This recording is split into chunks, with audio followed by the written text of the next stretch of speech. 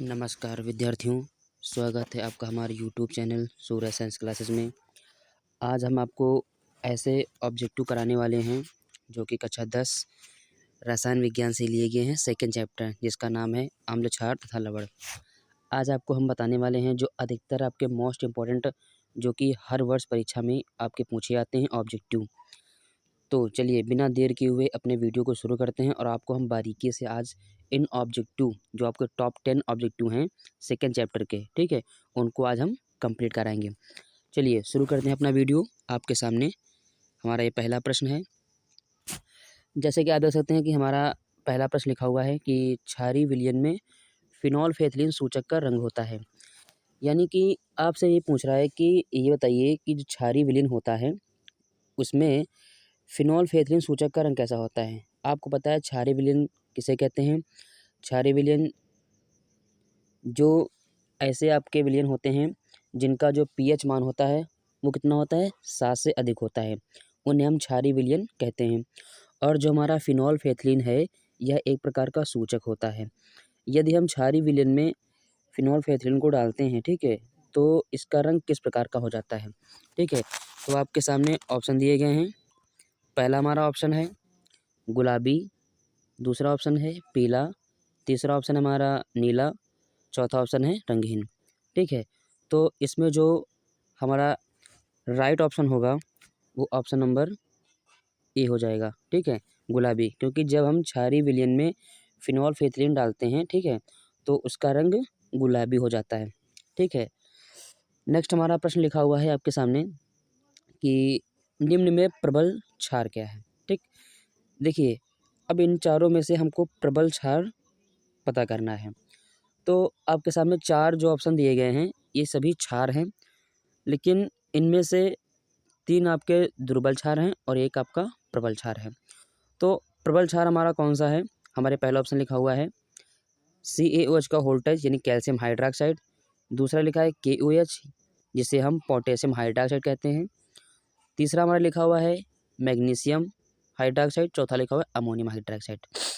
तो अब इसमें जो हमारा राइट ऑप्शन होगा वो ऑप्शन नंबर हो जाएगा बी।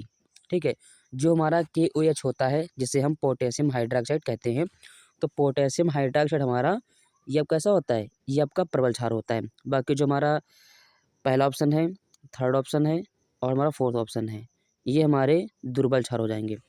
ठीक है, तो नेक्स्ट हमारा प्रश्न क्या लिखा है देखते हैं।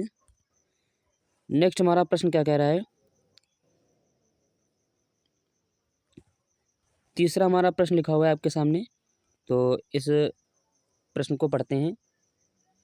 लिखा है कि अम्लीय विलयन का पीएच मान क्या होता है।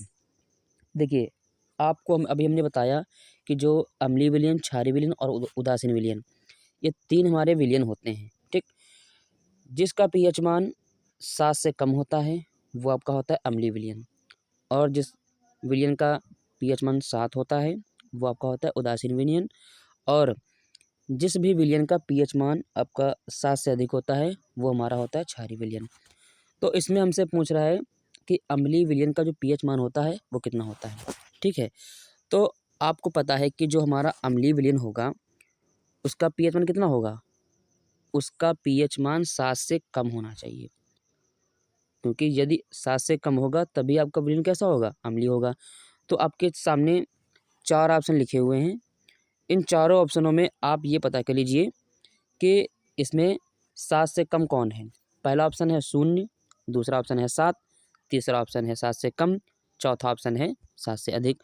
तो आपको पता है कि जो हमारा 0 होगा, ठीक है, जो हमारा जिस विलयन का पीएच मान 0 होगा वो हमारा कैसा होगा, वो हमारा होगा अम्लीय विलयन। तो इसलिए आपका राइट ऑप्शन हो जाएगा ऑप्शन नंबर ए। ठीक है, नेक्स्ट हमारा लिखा हुआ है, नेक्स्ट हमारा क्या लिखा हुआ है कि ये बताइए जो क्षारीय विलयन, ठीक है, क्षारीय विलयन का पीएच मान कितना है। जस्ट हमने आपको अभी बताया हुआ है कि क्षारीय विलयन किसे कहते हैं, जिसका पीएच मान कितना होता है, 7 से अधिक होता है। ठीक, तो हम बिना देर किए हुए ऑप्शन नंबर लगा देंगे डी, क्योंकि क्षारीय विलयन का पीएच मान कितना हो जाएगा, आपका हो जाएगा 7 से ज़्यादा यानी कि अधिक। नंबर 5 हमारा प्रश्न क्या कह रहा है कि कोई विलयन लाल लिटमस को नीला कर देता है, इसका पीएच मान क्या होगा। देखिए, कुछ ऐसे विलयन होते हैं जो क्या करते हैं, जो लिटमस पेपर होते हैं, ठीक है, जो सूचक का कार्य करते हैं, उनका रंग बदल देते हैं, ठीक।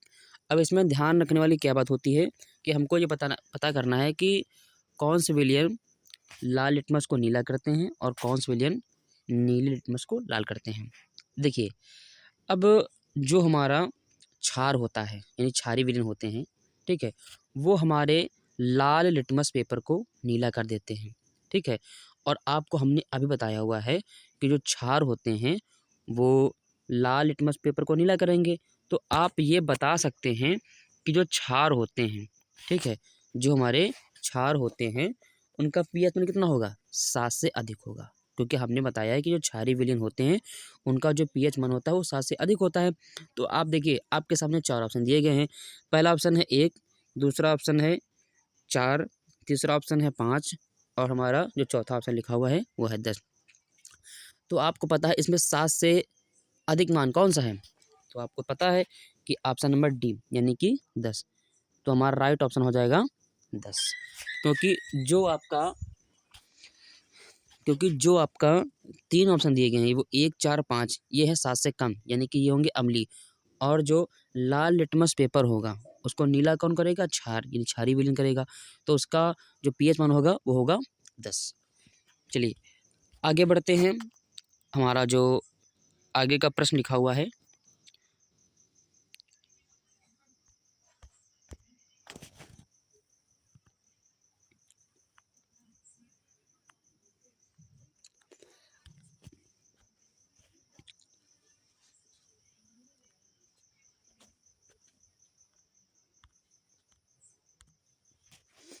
देखिए हमारा जो आगे प्रश्न लिखा हुआ है प्रश्न नंबर 6, ठीक है, इसमें क्या लिखा गया है कि एक विलयन नीले लिटमस पेपर होता है उसको लाल कर देता है, इसका पीएच मान क्या होगा। हमने अभी आपको बताया हुआ है कि कुछ ऐसे विलेन होते हैं जो लाल लिटमस को नीला करते हैं और कुछ ऐसे विलेन होते हैं जो नीले लिटमस को लाल कर देते हैं। आपको हमने बताया कि जो लाल लिटमस पेपर होता है उसको नीला कौन करेगा, क्षार करेगा। तो इसका उल्टा इसमें कह रहा है, यानी कि नीले को लाल करना है। तो आपको पता है कि जो हमारा अम्ल होगा, अम्लीय विलयन, वो क्या करेगा, अम्लीय विलयन जो हमारा होगा वो नीले लिटमस पेपर को लाल कर देगा। तो आपको पता है जो अम्ल होता है, ठीक है, अम्ल का जो पीएच मान होगा वो कितना होगा, 7 से कम होगा। तो इसमें आप देख सकते हैं 4 ऑप्शन दिए गए हैं आपके सामने, ठीक है, इन चारों में आप देख सकते हैं कि जो 7 से कम मान कौन सा है, 6 नंबर, यानी कि option number A. Option number A हमारा राइट हो जाएगा, क्योंकि यही मान आपका 7 से कम है। बाकी जो हमारे 7 है, 8 है, 10 है, 7 हमारा हो जाएगा उदासीन, 8 हमारा हो जाएगा क्षारीय और 10 भी हमारा हो जाएगा क्षारीय विलयन। तो अम्लीय विलयन जो होता है उसका मान 7 से कम होता है, यानी कि ऑप्शन नंबर ए आपका राइट ऑप्शन हो जाएगा, ठीक है। हमारा 7वां प्रश्न क्या कह रहा है कि 10 की घात -6 मोल HCl विलयन का पीएच मान होगा, यानी कि जो हमारा 10 की -6 मोल दिया है HCl विलयन है, ठीक है, यानी हाइड्रोक्लोरिक अम्ल का विलयन है, इसका पीएच मान क्या होगा। देखिए आपको पता है, आपने एक सेकंड चैप्टर में रसायन विज्ञान में एक फार्मूला पढ़ा होगा कि हाइड्रोजन आयन सांद्रण और पीएच जो स्केल होती है, ठीक है, पीएच मान होता है, उसमें संबंध का फार्मूला आपने पढ़ा होगा कि फार्मूला आपका होता है H धनायन H धनायन इक्वल टू 10 की घात माइनस का पीएच। यदि हम इस फार्मूले को लगाते हैं तो आपको पता है इसमें हमारा मान कितना निकल के आएगा, उसमें मान निकल के आएगा 6, ठीक है। आप चाहें तो इस फार्मूले का लगा सकते हैं। इसमें जब आप एस धनायन, ये आपका जो मान दिया है, ये जो 10 के मैंने इसका 6 दिया है, ये हमारा दिया है हाइड्रोजन आयन सांद्रण का, यानी कि एच धनायन का मान दिया है। और जब आप एच धनायन बराबर 10 के माइनस का पीएच फार्मूला लगाएंगे तो जिसमें हमारा पीएच इक्वल टू पॉजिटिव का यानी प्लस का 6 निकल के आएगा, ठीक है। आप इसको हल कर सकते हैं। उसके बाद आप देख सकते हैं कि जो हमारा नेक्स्ट प्रश्न है, ठीक है, हम बढ़ते हैं अपने अगले प्रश्न की ओर। ठीक है, तो जो हमारा अगला प्रश्न है वो हमारा क्या कह रहा है, इसमें लिखा है कि एक हाइड्रोक्लोरिक अम्ल की शक्ति 10⁻² नॉर्मल है, इस विलयन का पीएच मान क्या होगा। यानी कि इसकी नॉर्मलता दी है। ठीक है, जो एम था उसे शॉर्ट में मोलरता कहते हैं, एन हमारा नॉर्मलता होता है। ठीक है, अब जो हाइड्रोक्लोरिक अम्ल यानी कि HCl शक्ति दिया है उसका नॉर्मलता दी है 10⁻²। इस विलयन का हमें पीएच मान निकालना है। तो आपको कोई परेशानी नहीं होनी चाहिए, क्योंकि इसमें आपका जो फार्मूला हमने पहले बताया है कि हाइड्रोजन आयन सांद्रण इक्वल टू 10⁻का पीएच, वही फार्मूला आप लगा देंगे, जिससे कि हमारा मान जो निकल के आ जाएगा वो कितना आ जाएगा, उसका मान हमारा आ जाएगा ऑप्शन नंबर बी, यानी कि ऑप्शन नंबर बी हमारा मान निकल के आ जाएगा। एक सेकेंड। ठीक है, तो ऑप्शन नंबर बी यानी कि 2। ठीक है, इस प्रश्न का जो राइट ऑप्शन होगा वो ऑप्शन नंबर बी होगा, यानी कि 2, क्योंकि आप फार्मूला लगाएंगे तो हमारा 2 आंसर निकल के आएगा। हमारा आखिरी प्रश्न सॉरी 9 नंबर प्रश्न क्या कह रहा है कि सल्फ्यूरिक अम्ल जो होता है, यानी इसका फार्मूला आपको पता है क्या होता है, इसका फार्मूला होता है H2SO4। ठीक है, इसका फार्मूला आपका H2SO4 होता है। अब आपसे ये कह रहा है कि जो H2SO4 हमारा फार्मूला होता है में अम्लीय हाइड्रोजन कितने हैं। अब देखिए, आपको इसमें ये पता करना है कि जो अम्लीय हाइड्रोजन हैं आपके वो कितने हैं। तो आप देख सकते हैं कि इसमें हमारे जो हाइड्रोजन की संख्या है, अम्लीय हाइड्रोजन संख्या है, वो कितनी दी है, वो दी है 2। इसलिए हमारा जो राइट ऑप्शन हो जाएगा वो कौन सा हो जाएगा, इसलिए हमारा राइट ऑप्शन हो जाएगा ऑप्शन नंबर ए, यानी कि 2।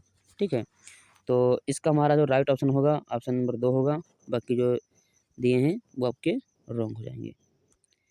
ठीक है, उसके बाद हम क्या करते हैं, जो हमारा आगे का दिया है 10 नंबर प्रश्न, जो हमारा लास्ट है आज का प्रश्न, क्या कहता है कि लिखा है इसमें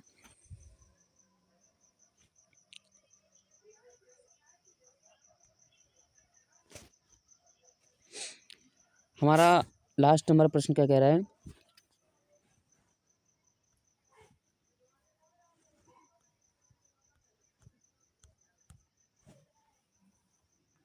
इसको हम जूम कर लो आपको दिखाई पड़े।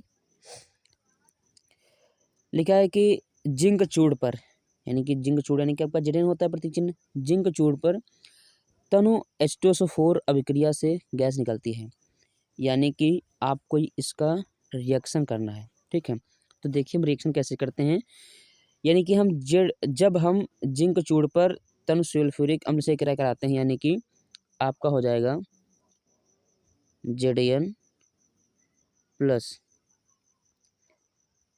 H2SO4। ठीक, जब आप तन सल्फ्यूरिक अम्ल की क्रिया कराएंगे किससे, जिंक से। ठीक, तो जब जिंक से कराते हैं तो हमारा क्या बन जाएगा, हमारा बन जाएगा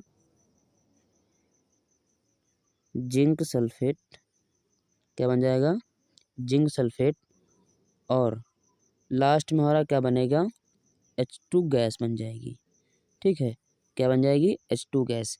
तो यही आपसे पूछ रहा था कि ये बताइए कि जो हमारा जिंक चूड़ है इस पर यदि हम सल्फ्यूरिक अम्ल की क्रिया कराते हैं तो इससे कौन सी गैस निकलती है, तो आपकी यहाँ पे कौन सी गैस निकली हुई है, ये हमारी निकली हुई है हाइड्रोजन गैस। तो ऑप्शन नंबर ए आपका राइट ऑप्शन हो जाएगा।